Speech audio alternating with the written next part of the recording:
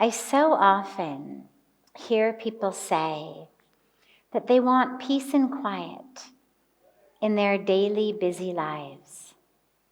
But if you spend any time with them, all they do is go on constantly about absolutely nothing, and they even shout. Doesn't the peace and quiet that we are looking for actually begin with ourselves? Of course it does. But a lot of us have no idea how to find it. And the dilemma is that peace and quiet is not, sadly, just being free from noise in the outer world or the noise that your own lips and tongue are making. You could be far from the nearest neighbor, no one in ear sight. Your lips and mouth could be closed. You could have earplugs in your ears, not that you would need them at that place, but you could put them in there anyway. And sadly, for so many of us, we still wouldn't be in peace and quiet. Because most of the noise that actually troubles us is the noise of our own heads, the noise of our own minds.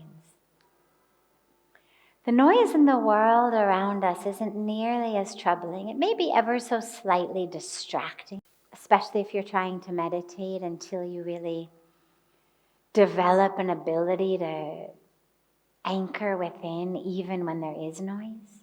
It's not that noise that actually troubles us or that steals our peace. It's not random people having a conversation over there, or a child randomly crying over there, or a dog randomly barking over there.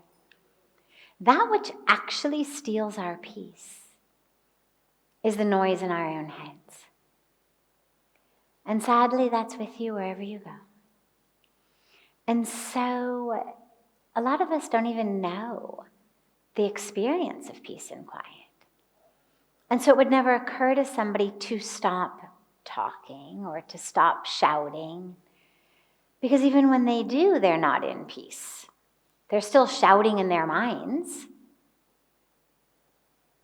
They're still constantly talking in their own minds. And that's why we do spiritual practice. It's why, sadly, the answer to peace and quiet is not actually just an absence of outer noise.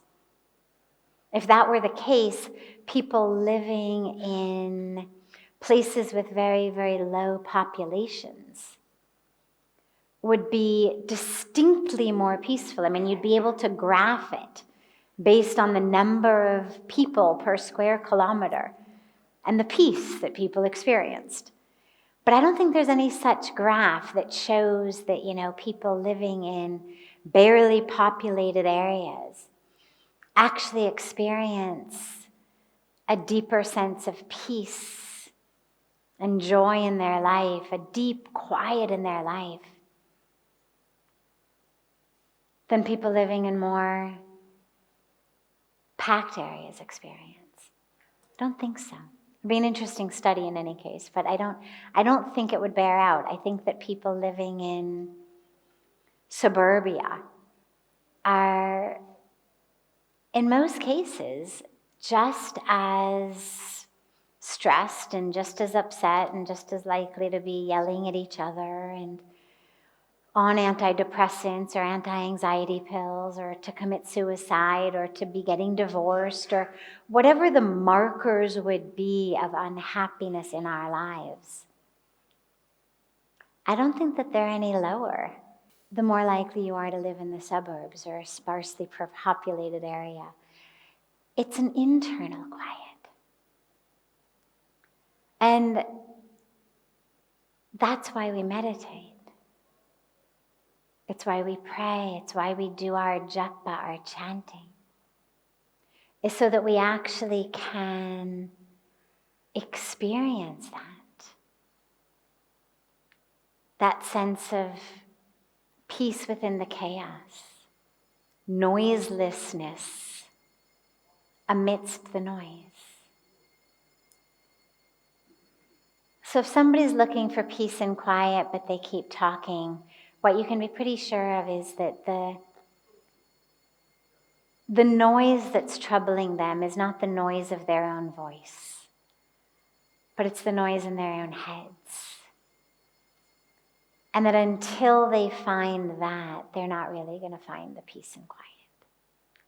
But of course, if you're going to meditate or pray or do japa, one of the first criteria is you got to close your mouth. You've got to stop talking.